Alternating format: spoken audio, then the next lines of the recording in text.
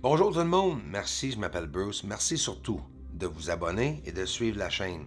Là, on parle d'un radiotélescope, je vous l'ai montré par avant, mais là, on retourne à la même endroit, aux mêmes endroits, mais en croisant dans mon véhicule. N'oublie pas, je suis en véhicule, fallait que je fasse ça vite, peu importe. Regardez les magnifiques scènes que j'ai pu montrer de un vrai radiotélescope, pas loin de où ce que je reste. On va le voir de très très près. Mais en même temps, c'est quoi un radiotélescope? Ben, c'est un télescope spécifique utilisé en radioastronomie et ça fait pas longtemps, juste depuis 1933. C'est pour capter les ondes radioélectriques émises par les astres. Écoute, je voulais vous le montrer en personne. On en parle tout juste de ça dans les nouvelles. Écoute, on peut regarder le soleil avec ceci. Il y a beaucoup qu'on peut faire. Je vais expliquer en même temps un peu qu'est-ce que cette compagnie font. Eux autres, ils fabriquent ces télescopes, imagine. Mais là, je vois, c'est pointé par un autre angle. Il mouille très fort, mais les lumières sont allumées. Les gigantesques poutres qui sont mises dessus, on va aller les voir de très près. Pour pointer le radiotélescope vers la source observée, le collecteur est dans la majorité des cas fixé sur une monture mobile qui permet de l'orienter en azimut, directionnel bien sûr, et en élévation au temps. La sensibilité est proportionnelle à la taille du collecteur. Le diamètre des plus grands radiotélescopes orientables est compris entre 50 et 100 mètres. Leur résolution atteint environ une minute d'arc, soit sensiblement celle de l'œil humain aux longueurs d'onde visibles.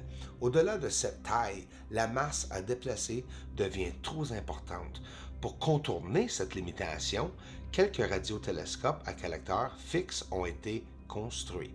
La plupart grands télescopes, radiotélescopes fixes du monde depuis 2016 est le télescope sphérique du 500 mètres. Wow, là on parle de 500 mètres, c'est pas mal plus grand que ce qu'on voit ici. Ici, je vous montre à peu près, je crois, 43 mètres. On restera pas trop longtemps ici.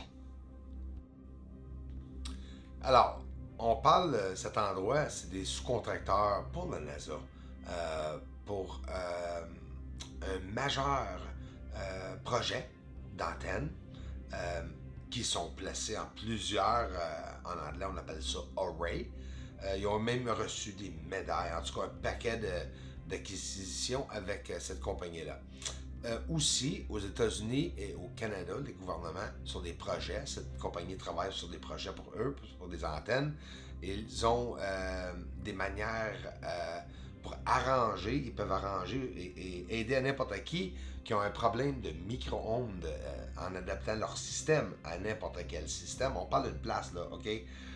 Aussi, 20 majeures antennes des systèmes, des projets qui ont été envoyés ici et là aux États-Unis, au Canada, en Hawaï et en Nouvelle-Zélande.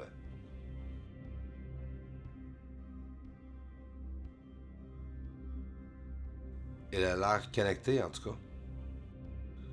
On peut voir une couple de morceaux qui sont préparés, sûrement peut-être pour la NASA, et c'est ça, qui font des objets pour plusieurs, n'importe qui, c'est sûr, des grosses compagnies, mais aussi en étant sous-contracteur de la NASA. Ça, c'est connecté, les amis, c'est droit là devant nous, puis j'imagine que si ça serait allumé, je serais mort, parce qu'il ne faut pas que cet objet soit près de les maisons. Ça, c'est définitive. Est-ce que ça se pourrait que sur la Lune, ils en auraient des satellites comme ça, mettons, comme des cratères, semblerait-il, ou peut-être comme ceci, cet objet, peut-être pas rond, peut-être parabolique pareil, sur la surface de la Lune. J'ai toujours dit que la surface de la Lune est une place de communication. Oh oui. C'est peut-être une machine. On parle aussi souvent de ça ensemble parce que, pourquoi? Ben, c'est parce que c'est vrai. Ça a l'air d'une machine parce qu'on voit souvent des objets sur la surface, puis toutes les lignes qu'on peut voir, oui, ça a l'air des connexions.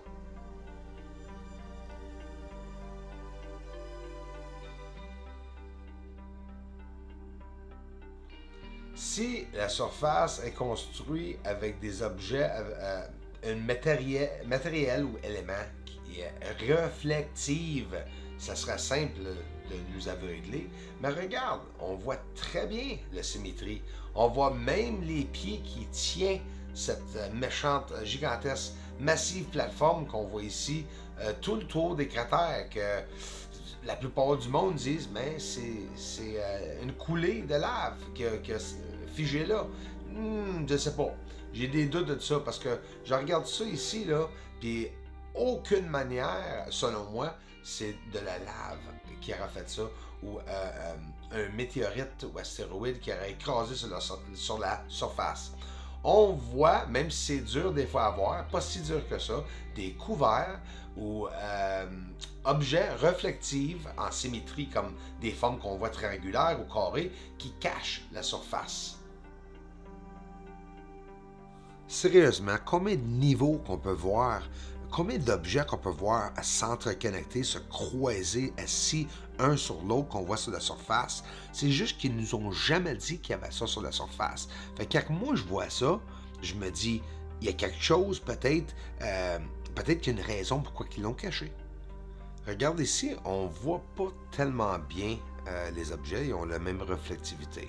En faisant une simple inversion, regarde comment est-ce qu'on peut voir même l'élévation des objets sur la surface.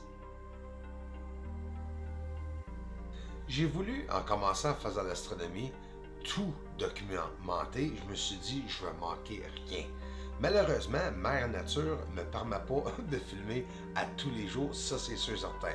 Pratiquement tous les jours, mais pas à tous les jours. Mais on voit ici, j'ai réussi à voir la lune de sang dans une tempête, mais c'est pas grave, quand je suis capable de vous le montrer, juste ici on la voit, c'est ça qu'on voit toutes les belles couleurs. Et on voit la rotation, comment est-ce que la Lune peut tourner durant la phase du mois de juillet.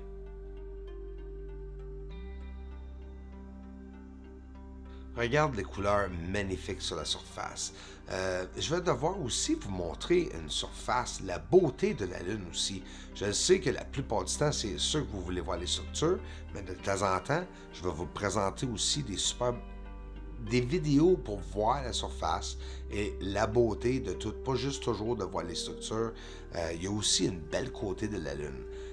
Elle est peut-être une machine, comme plusieurs ont dit, mais c'est une belle machine. On peut dire ça.